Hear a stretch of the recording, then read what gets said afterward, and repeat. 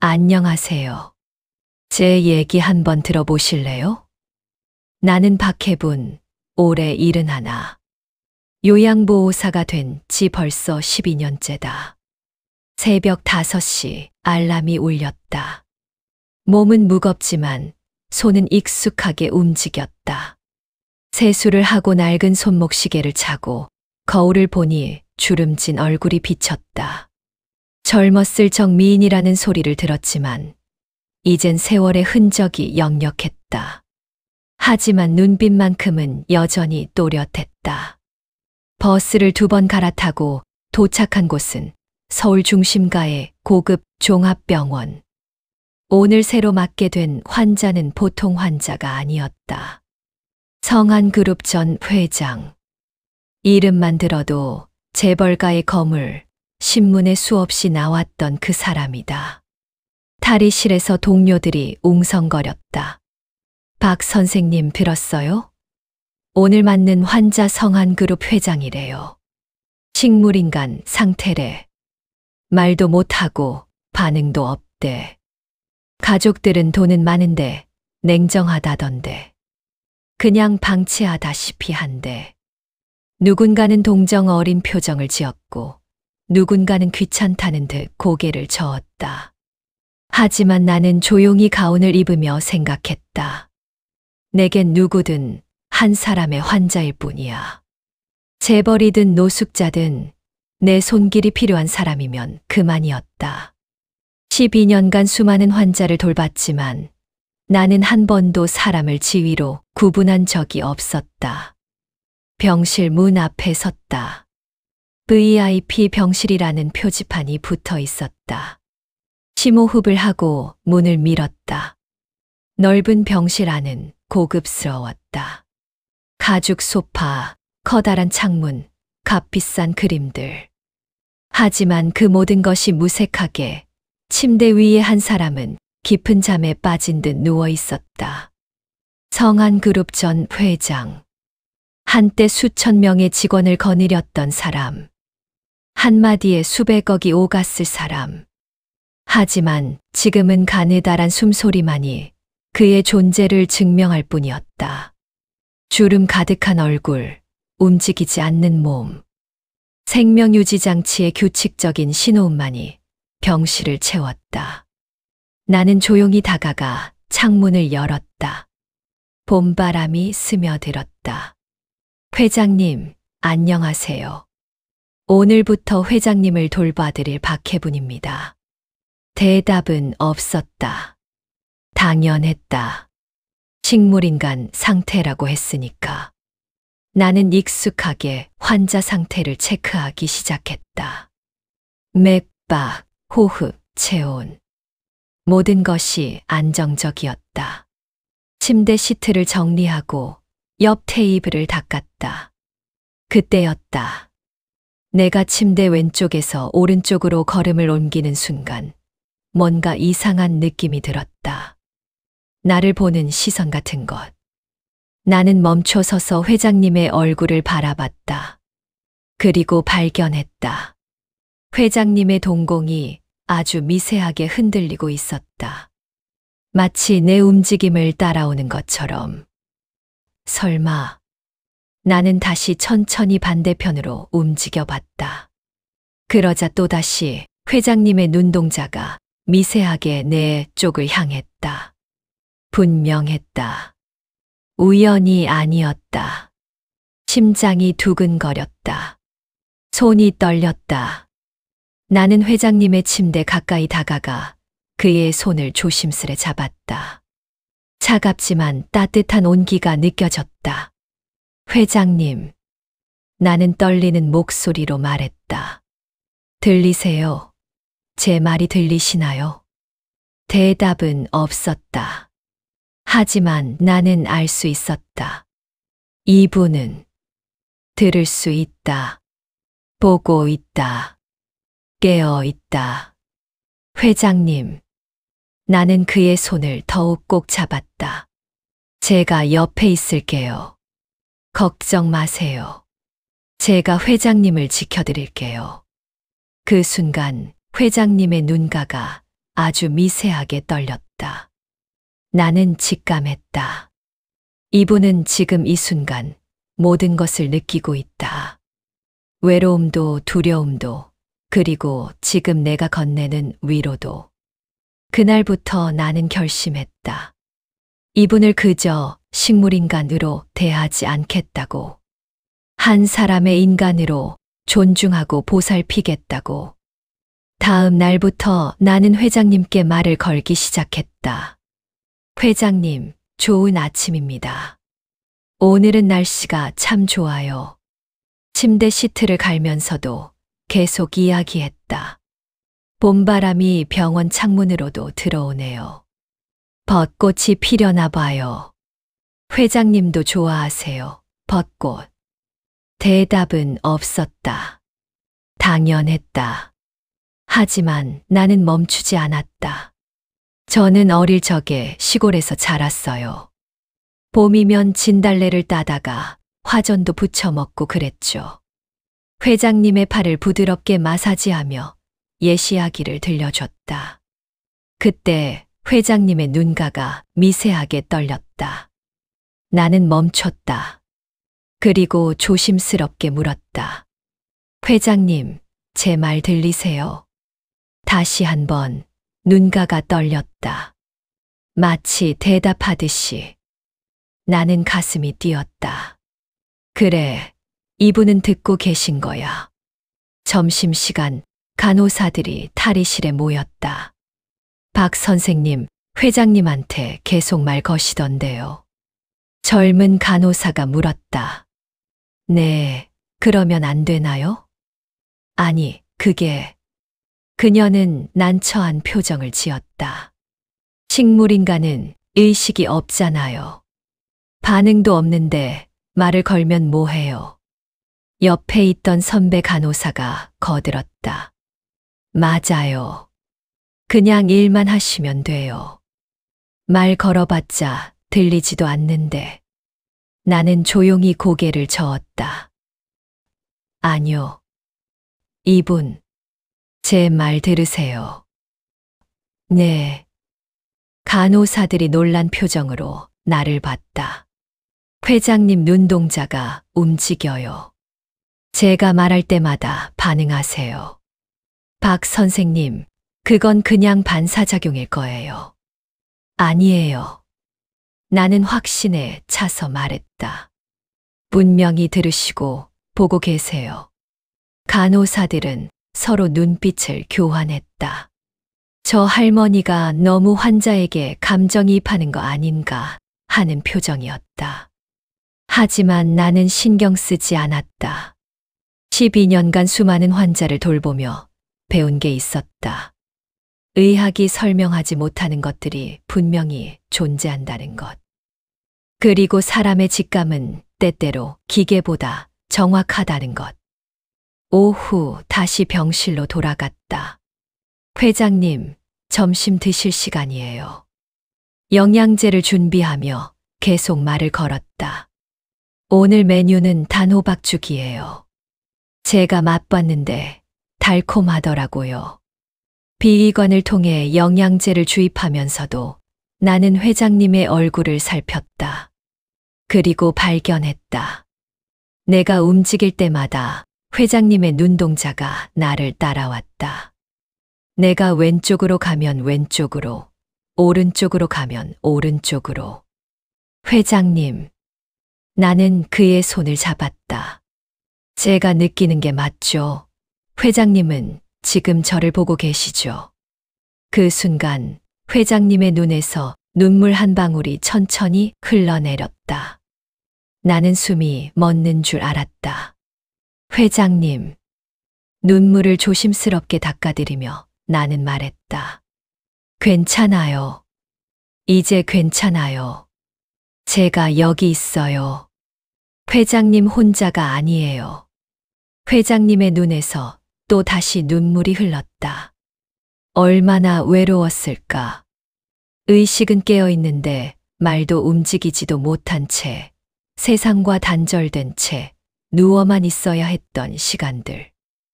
아무도 자신을 사람으로 보지 않고 그저 관리해야 할 환자로만 대했던 날들. 나는 그의 손을 꼭 잡았다. 회장님, 제가 매일 와서 이야기해 드릴게요. 날씨 얘기도 하고, 제 옛날 얘기도 들려드리고. 회장님은 혼자가 아니에요. 그날 저녁 퇴근하기 전 마지막으로 병실을 들렀다. 회장님, 저 내일 또 올게요. 편히 쉬세요. 문을 닫으려는데 뒤에서 희미한 소리가 들렸다. 아니, 소리는 아니었다. 하지만 분명히 느껴졌다. 고맙소. 그런 말이 공기 중에 떠 있는 것 같았다. 나는 뒤돌아봤다.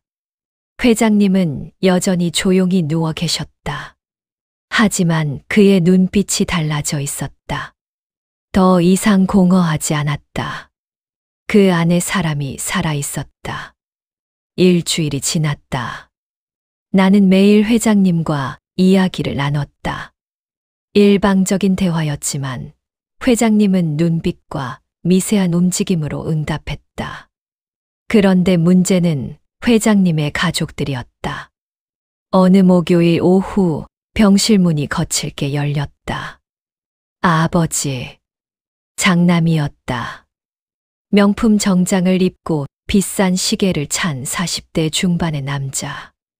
하지만 그의 목소리에는 따뜻함이 없었다. 상태가 어떻습니까? 그는 나를 보며 물었다. 안정적입니다. 회장님은 됐어요. 어차피 의식도 없는데. 그는 무심하게 손을 휘저으며 아버지 옆에 섰다. 하지만 아버지를 보는 게 아니라 벽에 걸린 서류 가방을 뒤적였다. 서류 어디 있지? 나는 불편한 심기로 지켜봤다. 얼마 후 차녀가 도착했다. 30대 후반의 여자였는데 화려한 외모와 달리 표정은 차갑기만 했다. 오빠, 왔어? 너도 왔구나. 두 사람은 아버지에게는 눈길도 주지 않고 병실 한쪽에서 이야기를 나누기 시작했다. 이번 분기 배당 어떻게 할 거야? 아버지 지분을 어떻게든 처리해야지. 나는 귀를 의심했다. 환자 바로 옆에서 저런 이야기를? 회장님께서 들으실 수 있습니다. 내가 조심스럽게 말했다. 장남이 날카롭게 돌아봤다. 뭐라고요? 회장님은 의식이 있으세요. 말씀을 들으실 수 있습니다. 무슨 헛소리예요. 의사 선생님이 식물인간이라고 했어요. 차녀가 비웃듯 말했다. 아줌마가 뭘 안다고. 우리가 의료진한테 다 확인했어요. 하지만 됐어요. 일이나 하세요. 그들은 다시 대화를 이어갔다. 하지만 이번에는 더 노골적이었다. 아버지가 의식이 있든 없든 지분은 내 몫이야. 내가 회사 일 얼마나 했는데. 오빠, 농담하지 마. 사업 자금 넣은 것도 내가 시킨 거잖아. 내 지분이 더 커야 해. 너 지금. 그리고 오빠 작년에 횡령한 거 다 알고 있어. 해외 계좌 만든 것도. 장남의 얼굴이 굳었다. 너야말로 명예도용으로 부동산 산 거 누가 몰라. 증거 다 있어. 두 사람은 서로를 노려보며 협박했다. 병실 안은 돈 냄새와 탐욕으로 가득했다. 나는 분노로 온몸이 떨렸다. 저들의 아버지가 환자가 바로 눈앞에 누워 계신데 그만하세요. 내가 소리쳤다. 환자 앞에서는 이러시면 안 됩니다. 회장님께서 얼마나 힘들어 하시는지 아세요? 장남이 코웃음 쳤다. 아줌마, 선 넘지 마세요. 당신 월급 우리 돈으로 나가는 거 알아요? 껴들지 말고 일이나 해요. 차녀도 거들었다. 맞아요. 가족 일에 남이 왜 참견해요. 나가 계세요. 하지만 나가라고요. 자녀가 소리치며 내 팔을 밀었다. 나는 비틀거렸다. 바로 그 순간이었다. 삐. 심박 측정기에서 경보음이 울렸다. 회장님의 심박수가 급격히 올라가고 있었다. 나는 급히 회장님께 달려갔다. 회장님. 회장님의 왼손 검지가 미세하게 떨리고 있었다. 얼굴은 창백했고 눈가에는 눈물이 맺혀 있었다. 다 들으신 것이다. 자식들의 탐욕을, 배신을, 협박을 모두. 회장님, 진정하세요. 괜찮아요. 나는 그의 손을 꼭 잡았다. 장남과 차녀는 당황한 표정으로 서 있었다. 하지만 걱정하는 표정은 아니었다. 오히려 귀찮다는 듯한 얼굴이었다. 간호사들이 달려왔고 의사가 급히 진정제를 투여했다. 회장님의 심박수가 천천히 안정되었다. 가족분들, 환자가 스트레스를 받으면 안 됩니다. 의사가 엄중하게 말했다. 식물인간도 스트레스를 받나요? 자녀가 무심하게 물었다. 의사는 한숨을 쉬었다. 환자의 상태가 어떻든 조용한 환경이 필요합니다. 장남과 차녀는 시큰둥하게 병실을 나갔다. 떠나면서도 아버지를 한 번 제대로 쳐다보지 않았다. 병실이 조용해졌다. 나는 회장님의 손을 잡고 앉았다. 회장님, 괜찮으세요? 회장님의 눈에서 눈물이 흘렀다. 말은 할 수 없었지만 그 눈빛에는 모든 것이 담겨 있었다. 배신감, 슬픔, 분노, 그리고 외로움. 제가 지켜드릴게요. 나는 떨리는 목소리로 말했다. 회장님은 혼자가 아니에요. 제가 여기 있어요. 회장님의 손가락이 내 손을 아주 살짝 눌렀다. 그날 밤 나는 퇴근하지 못하고 회장님 곁을 지켰다. 저들로부터 회장님을 지켜야 한다는 생각이 들었다. 아직 말도 제대로 하지 못하는 이분을 탐욕스러운 자식들로부터. 며칠이 지났다. 나는 회장님과의 시간을 더욱 소중히 여겼다. 회장님, 오늘은 날씨가 흐려요. 비가 올 것 같아요. 창문을 닦으며 말을 걸었다. 저는 비 오는 날도 좋아해요. 빗소리 들으면 마음이 차분해지거든요. 회장님의 눈동자가 창밖을 향했다. 회색빛 하늘이 보였다. 회장님도 비 좋아하세요? 눈가가 미세하게 움직였다. 그래, 라고 답하는 것 같았다. 나는 미소 지었다. 이렇게 작은 소통이 나는 너무 좋았다. 오후가 되자 정말 비가 내리기 시작했다. 창문에 빗방울이 톡톡 떨어졌다.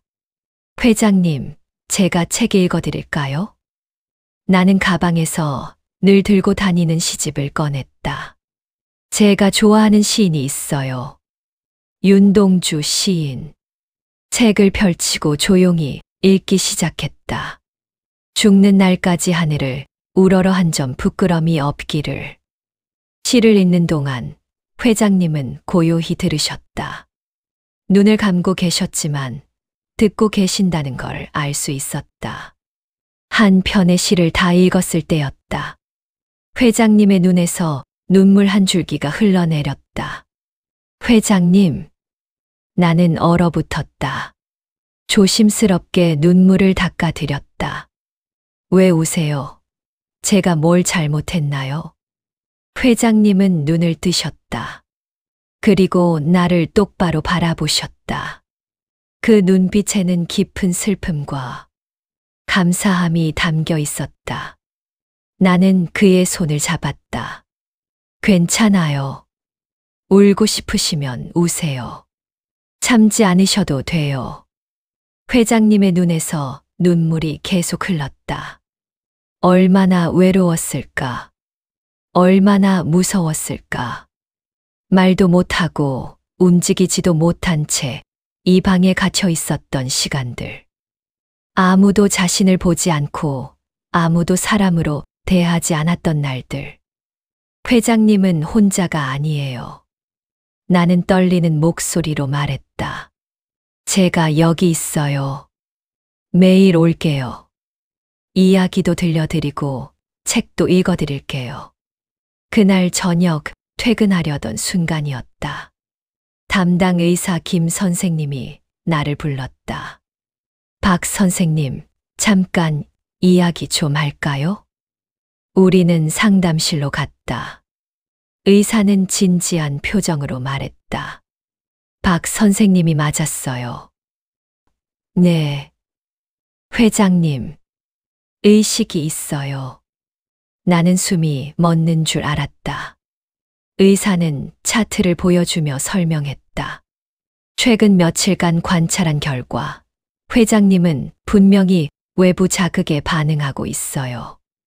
눈동자 움직임, 미세한 근육 반응, 심박수 변화. 모든 게 의식이 있다는 증거예요. 그럼 정확히는 폐쇄 증후군이에요. 의식은 완전히 깨어 있지만 신체를 움직일 수 없는 상태죠. 말은 못하지만 듣고 이해하고 느끼는 모든 게 가능합니다. 내 몸이 전율했다. 그럼 회장님은 지금까지 모든 걸 들으셨다는 거죠. 네. 주변에서 하는 모든 말을, 모든 상황을 인지하고 계셨을 겁니다. 자식들이 했던 말들이 떠올랐다. 재산 이야기, 횡령, 명예 도용, 서로를 협박하던 그 추악한 대화들. 회장님은 모두 들으셨던 것이다. 나는 입술을 깨물었다. 의사 선생님, 회장님은 회복하실 수 있나요? 의사는 잠시 망설이다 말했다. 쉽지 않습니다. 하지만 불가능하지도 않아요. 꾸준한 재활과 자극, 그리고 무엇보다 환자의 의지가 중요합니다. 의지요? 네. 환자가 살고 싶다는 의지, 돌아오고 싶다는 마음이 있어야 해요. 그런데 의사는 한숨을 쉬었다. 가족들을 보니 회장님이 그런 의지를 가지실 수 있을지 의문이네요. 나는 고개를 들었다. 제가 도와드리겠습니다. 네. 제가 회장님께 힘을 드리겠어요. 다시 돌아오실 수 있도록. 의사는 나를 바라봤다. 그리고 조용히 고개를 끄덕였다. 박 선생님 같은 분이 계셔서 다행이에요. 그날 밤 집으로 돌아가는 길. 나는 버스 창밖을 보며 생각했다. 회장님은 모든 걸 알고 계셨다. 나의 말도, 나의 손길도, 나의 마음도, 그리고 자식들의 배신도. 제가 지켜드릴게요, 회장님. 나는 마음속으로 다짐했다. 반드시 다시 돌아오시게 할게요. 그래서 당신이 겪은 부당함을 바로잡으시게 할게요. 다음 날 아침 나는 평소보다 일찍 병원에 도착했다. 병실 문을 열자 회장님은 창밖을 바라보고 계셨다. 회장님, 좋은 아침이에요. 나는 환하게 웃으며 다가갔다. 오늘부터는 재활 운동도 시작해 볼까요? 손가락부터 천천히. 회장님의 손을 잡고 부드럽게 마사지했다. 회장님, 저 알아요. 회장님이 모든 걸 들으시고 이해하신다는 거. 회장님의 눈동자가 나를 향했다. 의사 선생님이 말씀하셨어요. 회장님은 다시 돌아오실 수 있대요. 시간이 걸리겠지만 나는 그의 손을 꼭 잡았다. 힘내세요. 제가 도와드릴게요. 끝까지. 그때 회장님의 입술이 아주 미세하게 떨렸다. 소리는 나지 않았지만 그 입 모양을 읽을 수 있었다. 고맙소. 나는 눈물이 났다. 하지만 웃으며 대답했다. 천만에요, 회장님. 이건 제 일이니까요. 그리고 나는 더 가까이 다가가 속삭였다. 저도 회장님이 좋거든요. 평온한 날들이 이어졌다. 나는 매일 회장님과 재활 운동을 했고, 회장님의 손가락 움직임은 조금씩 좋아지고 있었다. 하지만 평화는 오래 가지 않았다. 어느 늦은 밤, 나는 회장님의 상태를 체크하기 위해 야간 근무를 자청했다. 밤 11시쯤 복도가 조용해졌다. 간호사들도 대부분 휴게실에 있었다. 그때였다. 병실 문이 조심스럽게 열리는 소리가 들렸다. 나는 깜짝 놀라 몸을 숨겼다. 화장실 문 뒤에서 살짝 내다봤다. 차녀였다. 그리고 그녀 옆에는 낯선 남자가 있었다. 정장을 입은 40대 남자, 서류 가방을 들고 있었다. 조용히 해. 간호사들 올 수도 있어. 차녀가 속삭였다. 걱정 마세요. 빨리 끝내죠. 남자는 서류 가방에서 서류 뭉치를 꺼냈다. 이게 재산 이전 서류예요. 여기에 지장만 받으면 됩니다. 지금 아버지 의식 없잖아. 이때 지장 받으면 되는 거지. 그럼요. 나중에 문제 제기해도 이미 법적으로 유효한 문서니까요. 남자는 인주를 꺼내며 회장님의 손에 다가갔다. 바꿔치기 서류만 통과하면 끝이에요. 회사 지분 30%가 당신 명의로 넘어옵니다. 나는 더 이상 참을 수 없었다. 뭐 하시는 겁니까? 나는 화장실에서 뛰쳐나갔다.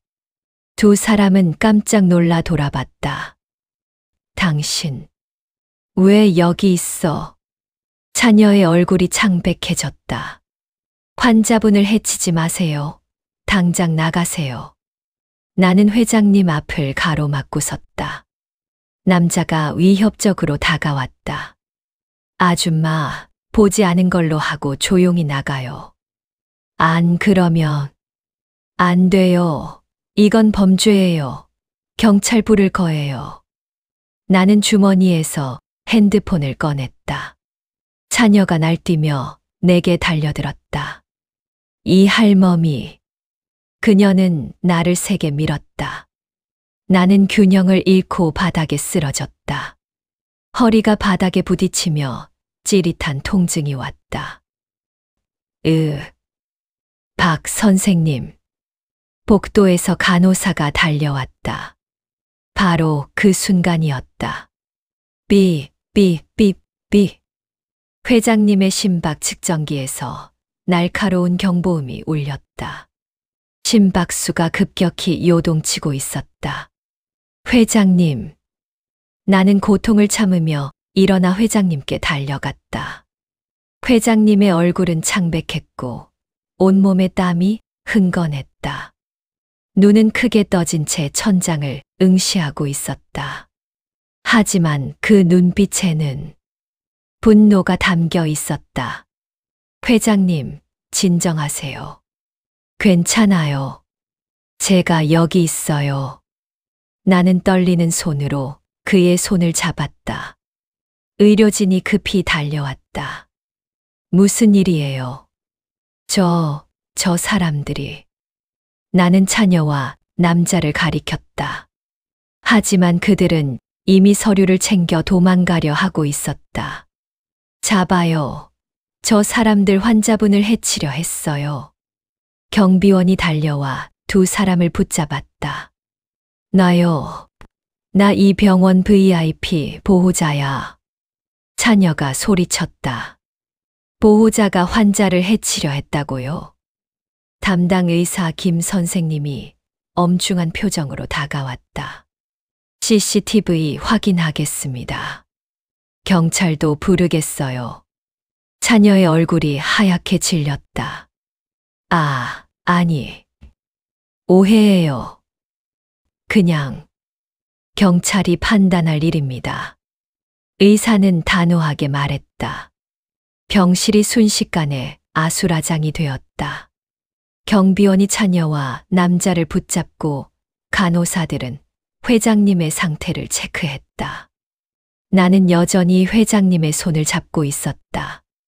허리는 아팠지만 회장님이 더 걱정됐다. 회장님, 괜찮으세요? 저 봐요. 해분이에요. 제가 여기 있어요. 회장님의 눈동자가 천천히 나를 향했다. 그리고 나는 봤다. 회장님의 눈에서 눈물이 흘러내리는 것을. 분노의 눈물이었다. 슬픔의 눈물이었다. 그리고 감사의 눈물이었다. 울지 마세요, 회장님. 나는 조심스럽게 눈물을 닦아드렸다. 제가 지켜드릴게요. 약속했잖아요. 제가 회장님 곁을 지킬 거라고. 회장님의 손가락이 내 손을 아주 약하게, 하지만 분명하게 눌렀다. 1번, 2번, 3번. 고맙소. 그렇게 말하는 것 같았다. 경찰이 도착했고 차녀와 남자는 조사를 받기 위해 끌려갔다. CCTV를 확인한 결과 그들이 위조 서류로 지장을 받으려 했던 것이 명백히 드러났다. 새벽 2시 병실에는 나와 회장님만 남았다. 나는 의자에 앉아 허리를 주물렀다. 아팠지만 참을만 했다. 회장님, 나는 조용히 말했다. 이제 알겠어요. 회장님이 얼마나 외로웠는지, 얼마나 배신감을 느꼈는지. 회장님은 나를 바라봤다. 하지만 회장님, 포기하지 마세요. 다시 돌아오셔야 해요. 직접 말씀하셔야 해요. 저 사람들이 얼마나 잘못했는지. 나는 그의 손을 꼭 잡았다. 제가 도와드릴게요. 끝까지. 회장님이 다시 일어나실 때까지. 회장님의 눈가가 또 다시 떨렸다. 그날 밤 나는 회장님 곁에서 잠들었다. 손은 여전히 회장님의 손을 잡고 있었다. 그리고 꿈속에서도 나는 회장님을 지키고 있었다. 다음 날 아침 나는 목이 뻐근한 채로 눈을 떴다. 의자에서 잠들어서 온몸이 쑤셨다. 하지만 회장님의 손은 여전히 내 손 안에 있었다. 회장님, 좋은 아침이에요. 회장님은 조용히 나를 바라보고 계셨다. 어제보다 눈빛이 더 또렷해 보였다. 어젯밤 일, 놀라셨죠? 나는 그의 손을 부드럽게 쓰다듬었다. 괜찮아요. 이제 저 사람들은 함부로 못할 거예요. 그날 오후 경찰이 다시 찾아왔다. 박혜분 선생님, 진술서 작성 부탁드립니다. 나는 어젯밤 일을 낱낱이 진술했다. 차녀와 남자가 위조 서류를 가지고 온 것, 회장님의 손에 강제로 지장을 찍으려 한 것, 모든 것을. CCTV와 증언이 명확해서 입건은 확실합니다. 문서 위조 및 사기 미수죄로 처벌받을 겁니다. 경찰이 말했다. 회장님께서 의식이 있다는 건 증명됐나요? 나는 조심스럽게 물었다. 담당 의사 선생님께서 소견서를 제출하셨습니다. 환자가 의식이 있다고요. 이것도 중요한 증거가 됩니다. 나는 안도의 한숨을 쉬었다. 그날 저녁 병실 문이 열렸다. 장남이었다. 박 선생님. 그는 평소와 달리 조심스러운 표정이었다. 동생이 큰일을 저질렀네요. 나는 경계하며 회장님 앞을 가렸다. 걱정 마세요. 저는 그런 짓 안 합니다. 그는 한숨을 쉬었다. 동생 때문에 우리 가족이 망신당했어요. 언론에도 나갔고, 그는 아버지를 힐끗 쳐다봤다. 아버지, 정말 의식이 있는 겁니까? 네. 회장님은 모든 걸 듣고 계세요. 장남의 얼굴이 굳었다. 그럼, 우리가 병실에서 했던 말들도, 네, 다 들으셨습니다. 장남은 창백해졌다. 횡령 이야기, 재산 다툼, 서로를 협박하던 그 모든 말들을 아버지가 들었다는 것을. 아버지. 그는 침대에 다가가려 했다. 하지만 그 순간 회장님의 심박수가 올라가기 시작했다. 삐. 나가세요. 나는 단호하게 말했다. 회장님께서 원치 않으세요. 나가세요.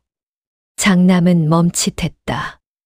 그리고 아버지를 바라봤다. 회장님의 눈에는 분노가 담겨 있었다. 아버지. 저는 하지만 더 이상 말을 잇지 못했다. 장남은 고개를 떨구고 병실을 나갔다. 문이 닫히자 회장님의 심박수가 천천히 안정되었다. 회장님. 나는 그의 손을 잡았다. 힘드시죠? 자식들한테 배신당한 기분. 상상도 못할 것 같아요. 회장님의 눈에서 눈물이 흘렀다. 울어도 돼요. 참지 않으셔도 돼요. 나는 눈물을 닦아드리며 조용히 말했다. 저는 제 아들을 일찍 잃었어요. 교통사고로요. 25살 때였죠. 회장님의 눈동자가 나를 향했다. 그 뒤로 혼자 살았어요. 외로웠지만 요양보호사 일을 하면서 버텼죠. 환자분들을 돌보는 게 제게는 위안이었어요. 나는 미소 지었다.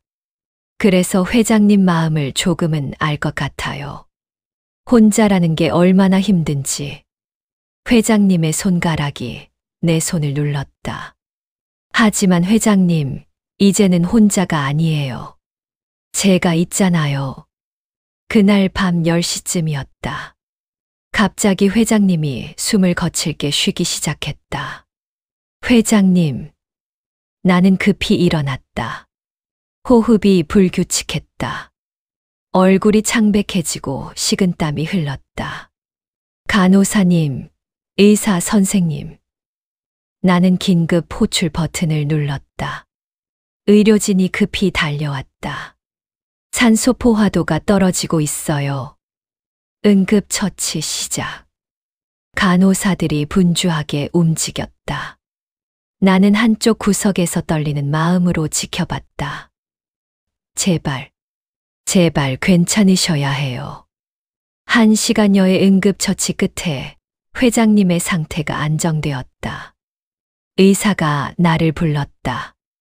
박 선생님, 잠깐 나와 보시겠어요? 복도에서 의사는 심각한 표정으로 말했다. 약물 투여 기록을 확인했는데 이상한 점이 있습니다. 무슨 말씀이세요? 누군가 약물을 조작한 흔적이 있어요. 회장님께 투여된 진정제 용량이 평소보다 3배 가까이 많았습니다. 나는 숨이 멎었다. 그럼 누군가 일부러? 네. 회장님을 의도적으로 악화시키려 한 겁니다. 지금 경찰에 신고했어요. 조사가 들어갈 겁니다. 나는 온몸에 소름이 돋았다. 자식들이 아버지를 죽이려 했다는 것인가? CCTV 확인해서 범인을 찾을 겁니다. 박 선생님도 조심하세요. 회장님을 노리는 사람이 있어요. 나는 고개를 끄덕였다. 병실로 돌아가자 회장님은 여전히 잠들어 계셨다. 나는 그의 곁에 앉았다. 회장님. 손을 잡자 회장님의 손끝이 미세하게 움직였다. 잠든 상태에서도 내 존재를 느끼시는 것 같았다. 제가 지켜드릴게요. 나는 떨리는 목소리로 말했다. 누가 뭐래도 제가 회장님을 지켜드릴게요. 끝까지. 그날 밤 나는 한숨도 자지 않았다. 혹시 누가 또 올까봐, 회장님께 해를 끼칠까봐 의자에 앉아 문을 지켰다. 새벽 5시쯤 회장님이 눈을 뜨셨다. 그리고 나를 보셨다. 피곤에 지친 내 모습을.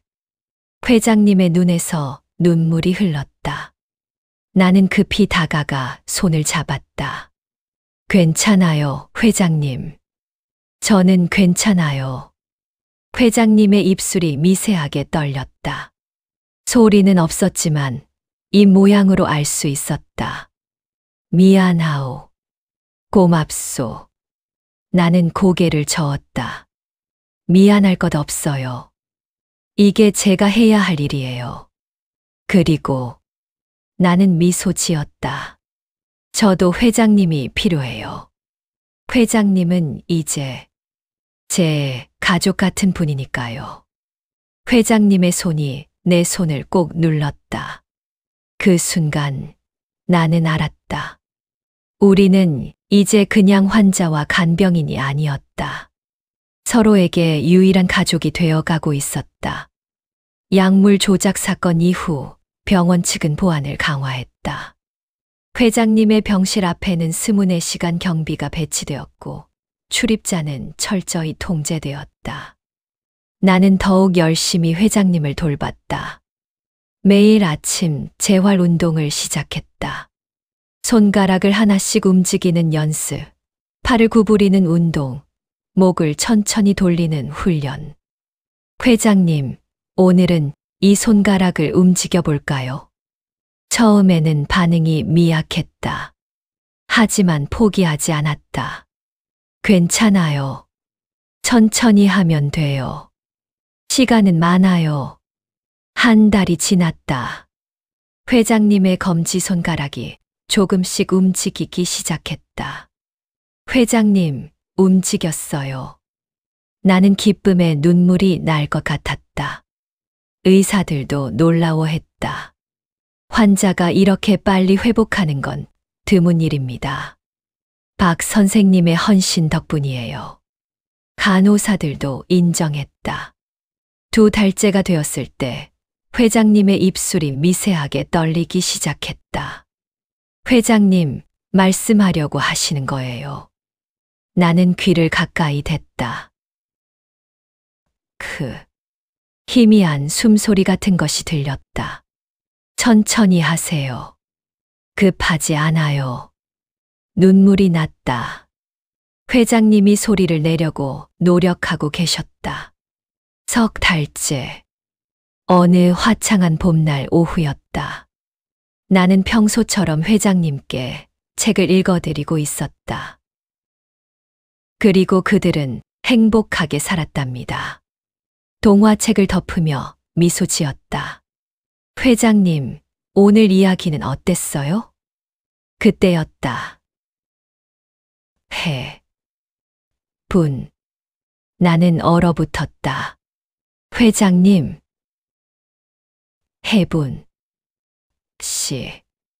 분명한 목소리였다. 작고 떨리지만 분명히 내 이름을 부르는 목소리였다. 회장님. 나는 그의 손을 잡고 울음을 터뜨렸다. 말씀하셨어요. 회장님이 말씀하셨어요. 회장님의 눈에서도 눈물이 흘렀다.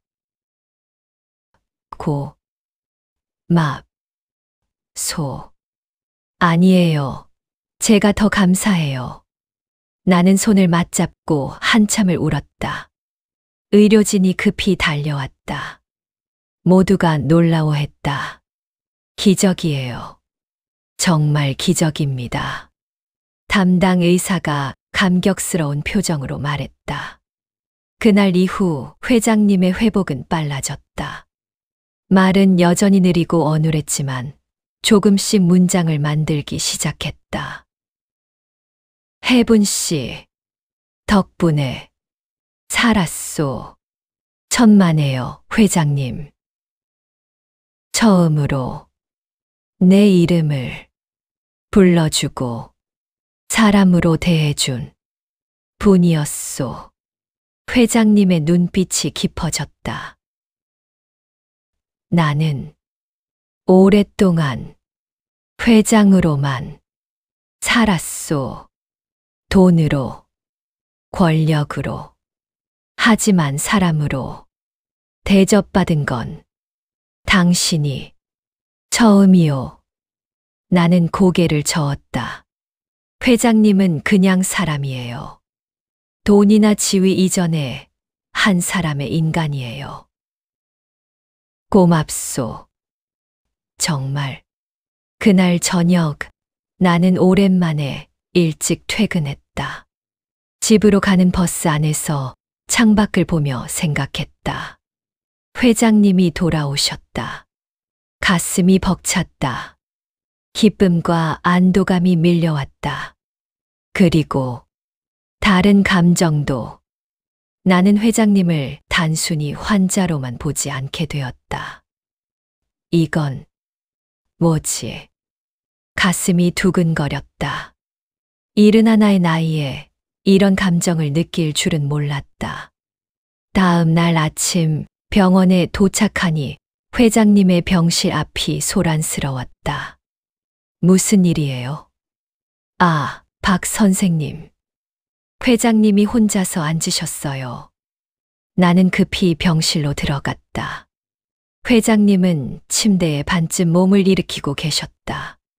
간호사들의 도움을 받고 있었지만 스스로 힘을 쓰고 계셨다. 회장님. 혜분 씨. 회장님이 나를 보며 미소 지었다. 서툰 미소였지만 그 안에 따뜻함이 담겨 있었다. 보고 싶었소. 그 말에 내 가슴이 철렁했다.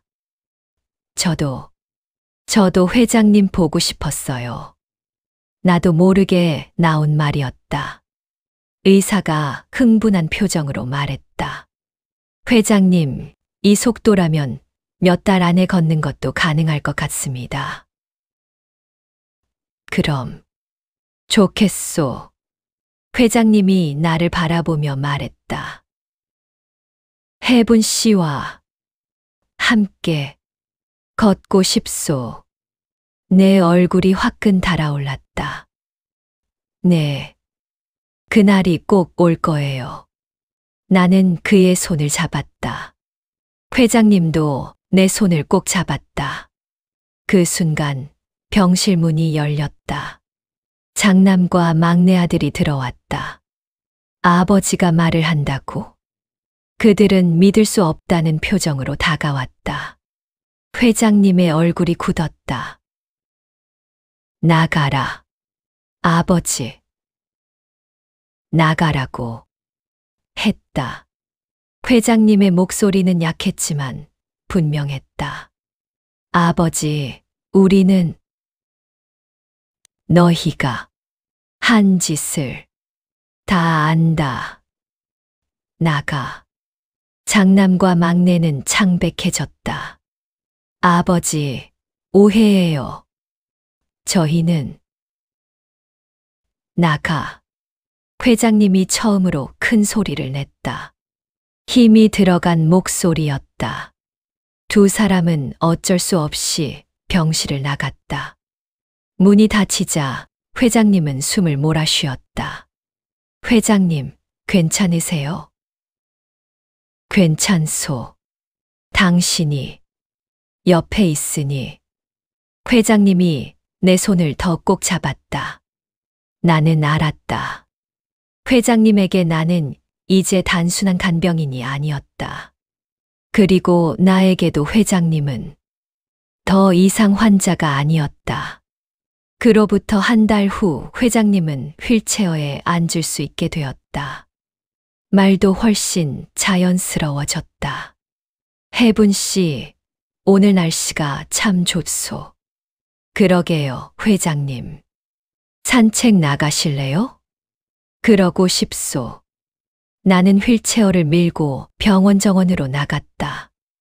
따스한 햇살이 내리쬐고 꽃향기가 바람에 실려왔다.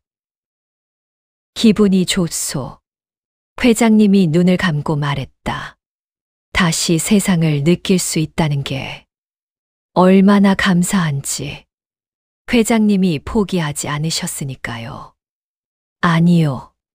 당신이 포기하지 않았기 때문이요. 회장님이 고개를 돌려 나를 바라봤다. 혜분 씨, 고맙소. 또 고맙다고 하시네요. 나는 웃었다. 몇 번을 말해도 부족하오. 그날 저녁 회장님은 중대한 결심을 하셨다. 혜분 씨. 네, 회장님. 나는 결정했소. 회장님의 눈빛이 단단해졌다. 내 자식들이 저지른 일들을 세상에 알릴 것이오. 나는 놀라 그를 바라봤다. 회장님, 그들은 벌을 받아야 하오. 아버지를 배신하고 죽이려 했던 것에 대해 회장님의 목소리는 떨렸지만 확고했다. 하지만 가족인데요. 세상에 알려지면 회장님도 힘드실 텐데. 그래도 해야 하오. 회장님이 내 손을 잡았다. 옳은 일이오. 그리고 나는 이제 두렵지 않소. 당신이 옆에 있으니. 며칠 후 회장님은 기자회견을 열었다. 병원 회의실에는 수십 명의 기자들이 모였다. 나는 휠체어를 밀고 회장님을 모셨다. 플래시가 터졌다. 성안그룹 전 회장님, 회복하신 것을 축하드립니다. 어떻게 의식을 되찾으신 겁니까? 기자들이 질문을 쏟아냈다. 회장님은 침착하게 마이크 앞에 앉았다. 감사합니다. 오늘 이 자리는 진실을 말하기 위해 마련했습니다. 회의실이 조용해졌다. 나는 지난 6개월간 의식은 있었으나 말도 움직이지도 못했습니다. 기자들이 메모를 시작했다. 그리고 그 기간 동안 나는 모든 것을 들었습니다. 회장님의 목소리가 떨렸다. 내 자식들이 병실에서 한 말들을. 재산 다툼, 비리, 협박, 모든 것을. 구체적으로 어떤 일들이 있었습니까? 한 기자가 물었다. 회장님은 깊은 숨을 들이쉬고 말했다. 장남 성준호는 지난 3년간 회사 자금 50억 원을 횡령했습니다. 해외 비자금 계좌를 만들어 빼돌렸습니다. 증거 자료는 이미 검찰에 제출했습니다. 기자들이 술렁였다. 자녀 성미래는 내 명의를 도용해 부동산을 취득했습니다. 또한 위조 서류로 내 지장을 받아 재산을 가로채려 했습니다. 이 역시 경찰 조사 중입니다. 플래시가 미친 듯이 터졌다. 막내 성도훈은 폭행 전과가 있음에도 이를 은폐했습니다. 그리고 회장님의 목소리가 낮아졌다. 누군가 내 약물을 조작해 나를 죽이려 했습니다. 현재 수사 중이지만 내 자식들 중 한 명이 연루되어 있다고 봅니다. 회의실이 충격에 빠졌다. 회장님, 그럼 자식들을 모두 고소하신다는 말씀입니까? 그렇습니다. 회장님은 단호하게 대답했다. 그들은 아버지가 아닌 재산만 보았습니다. 사람이 아닌 돈만 보았습니다. 그럼 회사 경영권은 어떻게 되는 겁니까? 모든 지분은 재단에 기부할 것입니다. 자식들에게는 한 푼도 주지 않을 것입니다. 기자들이 놀라 웅성거렸다. 대신 회장님이 나를 바라봤다. 내 생명의 은인이자 나를 사람으로 대해준 유일한 분께 감사의 뜻을 전하고 싶습니다. 나는 당황해서 손을 저었다. 요양보호사 박혜분 씨. 이분이 아니었다면 나는 살아 돌아오지 못했을 것입니다. 카메라가 나를 향했다. 나는 얼굴이 화끈 달아올랐다. 이분은 내게 인간의 존엄을 되돌려준 분입니다. 회장님의 목소리가 떨렸다. 기자회견이 끝나고 우리는 병실로 돌아왔다. 회장님 괜찮으세요? 너무 무리하신 거 아니에요. 괜찮소. 오히려 후련하오. 회장님이 창밖을 바라봤다. 이제 짐을 내려놓은 기분이오. 그날 저녁 뉴스는 온통 회장님의 기자회견으로 도배되었다. 성한그룹 파문, 자식들의 비리 전격 폭로, 재벌 2세들의 추악한 민낯, 요양보호사가 살린 재벌 회장의 목숨. 나는 뉴스를 보며 걱정이 되었다. 회장님, 괜찮으실까? 다음 날 장남이 병실로 찾아왔다. 아버지. 그는 분노에 찬 얼굴이었다. 어떻게 이러실 수 있습니까? 가족을 배신하시다니. 가족. 회장님이 차갑게 웃었다. 너희가 나를 가족으로 대했느냐? 나는 너희에게 그저 재산일 뿐이었다. 그건 나가라. 다시는 내 앞에 나타나지 마라. 아버지. 나가라고 했다. 회장님의 목소리가 병실에 울렸다. 장남은 주먹을 불끈 쥐었지만 결국 병실을 나갔다. 문이 닫히자 회장님은 깊은 한숨을 쉬었다. 회장님. 나는 그의 손을 잡았다. 힘드시죠? 그래도 잘하셨어요. 고맙소, 혜분 씨. 회장님이 내 손을 꼭 잡았다. 당신이 없었다면 나는 이런 결정을 하지 못했을 것이오. 저는 그저 아니요. 회장님이 나를 똑바로 바라봤다. 당신은 내게 용기를 주었소. 다시 살아갈 이유를 주었소. 그날 밤 나는 회장님 곁에서 밤을 새웠다. 혹시 누가 찾아올까봐, 회장님이 외로워하실까봐. 회장님은 잠들지 못하고 창밖을 바라봤다. 혜분 씨. 네, 회장님. 무섭소. 회장님이 조용히 말했다. 자식들을 고소한 것. 옳은 일인지. 나는 그의 손을 잡았다. 옳은 일이에요, 회장님. 잘못은 벌을 받아야 해요. 그게 가족이라도. 그렇겠지. 그리고 회장님은 혼자가 아니에요. 제가 있잖아요. 회장님이 나를 바라봤다. 달빛 아래 그의 눈에는 눈물이 맺혀 있었다. 혜분 씨. 고맙소. 정말. 나는 그의 손을 더 꼭 잡았다. 저야말로 감사해요, 회장님. 회장님을 만나서 우리는 한동안 말없이 손을 잡고 있었다. 창밖으로 달빛이 쏟아져 들어왔다. 그날 밤 우리는 알았다. 우리는 이제 서로에게 없어서는 안 될 존재가 되었다는 것을. 기자회견 이후 며칠이 지났다. 세상은 시끄러웠다. 성한그룹의 스캔들은 연일 뉴스톱을 장식했다. 검찰 조사가 시작되었고 자식들은 하나둘 소환되었다. 하지만 병실 안은 조용했다. 회장님과 나 단둘뿐이었다. 혜분 씨. 네, 회장님. 당신은 후회하지 않소. 회장님이 조심스럽게 물었다. 무엇을요? 나를 도운 것. 나 때문에 당신까지 언론에 노출되고 힘들지 않소. 나는 고개를 저었다. 전혀요. 저는 제가 해야 할 일을 했을 뿐이에요. 그래도, 회장님, 나는 그의 손을 잡았다. 저는 회장님을 도와서 행복했어요.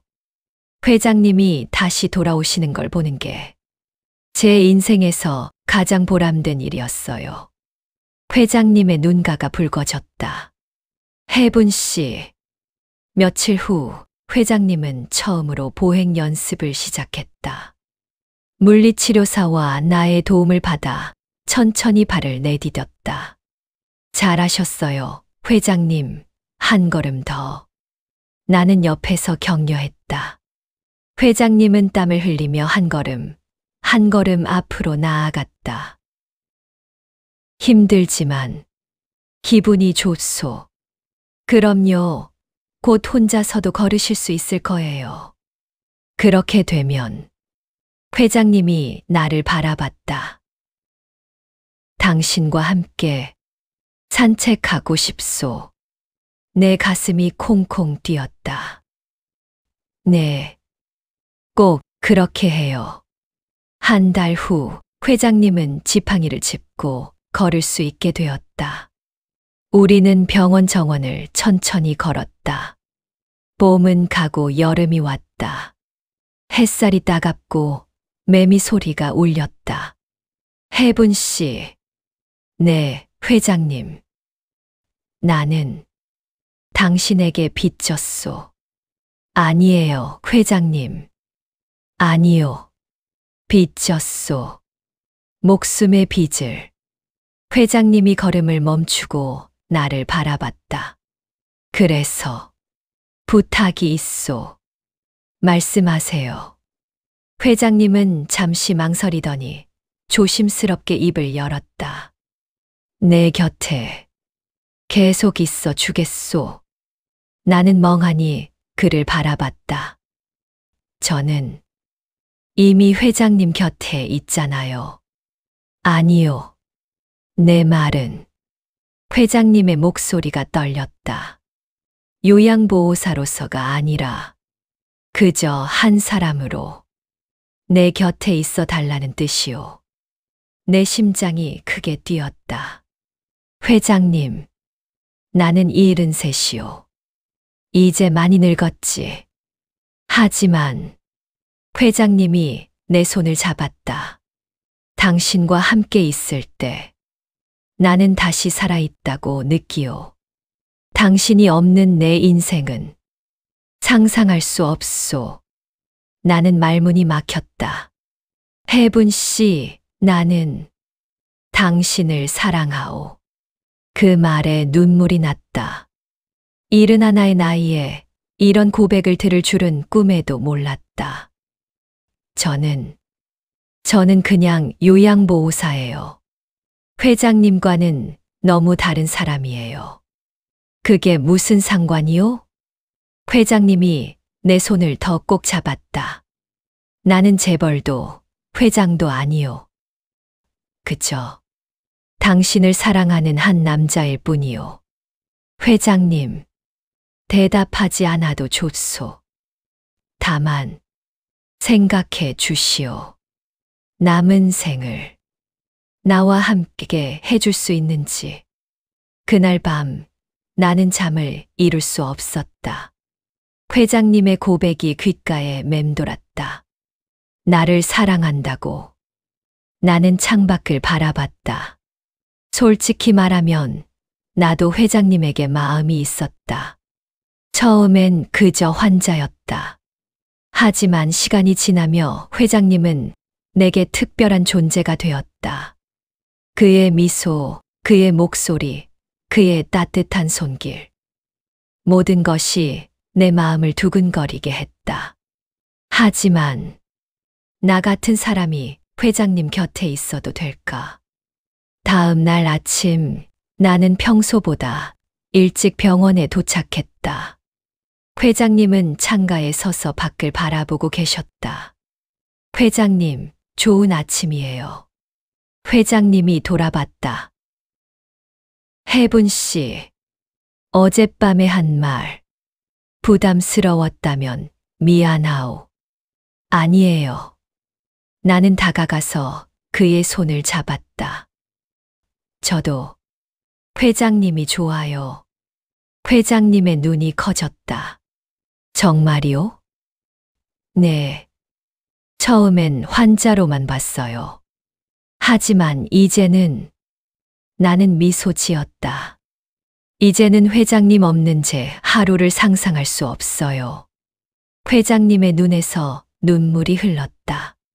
혜분 씨, 하지만 조건이 있어요. 무엇이든지 저를 특별하게 대하지 마세요. 저는 그냥 박혜분이에요. 평범한 요양보호사일 뿐이에요. 회장님이 고개를 끄덕였다. 당신이 평범하다고? 천만에. 당신은 내게 가장 특별한 사람이요. 그는 내 손을 두 손으로 감싸 쥐었다. 그리고 나도 그저 당신 곁에 있는 한 남자로 봐주시오. 회장도 재벌도 아닌 그냥 당신을 사랑하는 남자로. 나는 눈물을 닦으며 웃었다.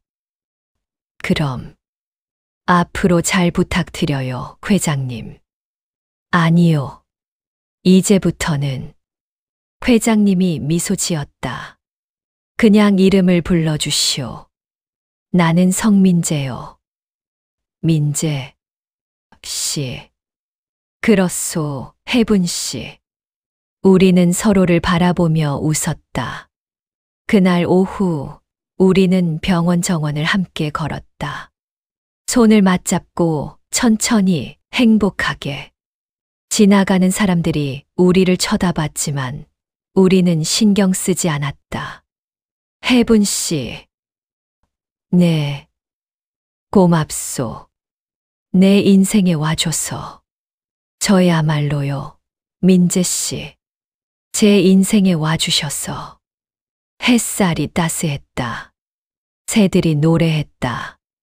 그리고 우리는 서로의 손을 꼭 잡고 있었다. 그날 저녁 회장님은, 아니, 민재 씨는 조심스럽게 물었다. 혜분 씨 퇴원하면 나와 함께 살아주겠소? 나는 놀라 그를 바라봤다. 그게 조급한가? 미안하오. 하지만 나는. 그가 내 손을 잡았다.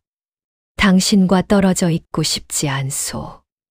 매일 아침 당신을 보고 싶고 매일 밤 당신의 목소리를 듣고 싶소. 내 가슴이 뜨거워졌다. 저도. 그래요. 그럼. 네. 함께해요, 민재 씨. 그날 밤 우리는 오랫동안 이야기를 나눴다. 미래에 대해, 꿈에 대해, 함께 하고 싶은 것들에 대해. 그리고 알았다. 우리는 나이도 신분도 그 어떤 것도 중요하지 않다는 것을. 오직 서로를 향한 마음만이 중요하다는 것을. 한 달 후 민재 씨는 병원에서 퇴원했다. 의사들도 놀라워했다. 기적적인 회복입니다. 계속 재활치료만 받으시면 일상생활에 전혀 지장 없으실 겁니다. 우리는 조용히 병원을 나섰다. 민재 씨의 집은 서울 한남동의 고급 주택가에 있었다. 넓은 정원이 있는 2층 저택이었다. 와, 나는 감탄사를 내뱉었다. 크네요. 너무 크지? 나 혼자 살기엔 외로웠소. 민재 씨가 내 손을 잡았다. 하지만 이제는 당신이 함께 해줄 테니 외롭지 않을 것 같소. 집사와 가정부가 우리를 맞았다. 회장님 돌아오신 것을 환영합니다. 고맙소. 이분은 박혜분 씨요. 앞으로 이 집의 안주인이시오. 집사의 눈이 약간 커졌지만 곧 공손하게 인사했다. 안녕하세요, 사모님. 아, 아니에요. 저는 그냥 혜분 씨, 민재 씨가 나를 보며 웃었다. 당신은 이제 이 집의 주인이오. 편하게 지내시오. 하지만 나는 편할 수가 없었다. 집은 너무 컸고 모든 것이 낯설었다. 밤에 침실에서 민재 씨와 이야기를 나눴다. 민재 씨, 이 집에 어울리지 않는 것 같아요. 왜 그런 말을 하오? 저는 그냥 평범한 사람이에요. 이런 큰 집에서 살 사람이 아니에요. 민재 씨가 내 손을 잡았다. 혜분 씨, 집이 사람을 만드는 게 아니오. 사람이 집을 만드는 거요. 하지만 당신이 있어서 이 집이 집 같소. 당신이 없으면 이건 그냥 큰 건물일 뿐이오. 나는 그의 말에 위안을 받았다. 다음 날 민재 씨가 조심스럽게 말했다. 혜분 씨, 혼인신고를 하면 어떨까 하오. 나는 깜짝 놀랐다. 혼인신고요? 그렇소. 나는 당신을 정식으로 내 아내로 맞이하고 싶소. 하지만 세상 사람들이 뭐라고 할까요? 저 같은 사람이 회장님의 부인이 된다고 하면 세상 사람들이 뭐라든 상관없소. 민재 씨가 단호하게 말했다. 내 인생은 내가 사는 거요. 당신과 함께 나는 눈물이 났다. 정말 괜찮으세요? 더할 나위 없이 좋소. 우리는 조용히 구청에 가서 혼인신고를 했다. 언론에는 알리지 않았다. 조용하게 우리 둘만의 결혼이었다. 축하합니다. 박혜분 씨. 아니, 성혜분 씨. 민재 씨가 미소 지었다. 아니요. 저는 그냥 박혜분이에요. 이름은 바꾸고 싶지 않아요. 그것도 좋소. 당신은 당신이니까. 우리는 손을 맞잡고 구청을 나섰다. 그날 밤 소식을 들은 자식들이 집으로 찾아왔다. 장남 준호가 문을 박차고 들어왔다. 아버지, 정신 차리세요. 저 여자가 뭔데 혼인신고까지 하십니까? 준호야. 민재 씨가 차갑게 말했다. 저 여자가 아니라 내 아내다. 그리고 너희 어머니다. 무슨 헛소리를. 자녀 미래도 흥분해서 소리쳤다. 아버지 정신 차리세요. 저 사람이 아버지 재산을 노리는 거예요. 재산. 민재 씨가 웃었다. 재산이면 너희가 더 관심 많았지. 혜분 씨는 내가 아무것도 없을 때부터 내 곁을 지켰소. 아버지, 나가라. 민재 씨의 목소리가 낮아졌다. 내 선택은 혜분 씨다. 그 누구도 바꿀 수 없다. 다시는 이 집에 찾아오지 마라. 자식들은 분노에 찬 표정으로 집을 나갔다. 문이 닫히자 나는 민재 씨를 걱정스럽게 바라봤다. 괜찮으세요? 괜찮소. 그가 내 손을 잡았다. 내 선택에 후회는 없소. 그날부터 우리는 함께 살기 시작했다. 나는 재벌가 안주인이 되었지만 여전히 박혜분이었다. 아침이면 일찍 일어나 민재 씨를 위해 아침을 차렸다. 혜분 씨, 요리사를 부를 수 있는데. 아니에요.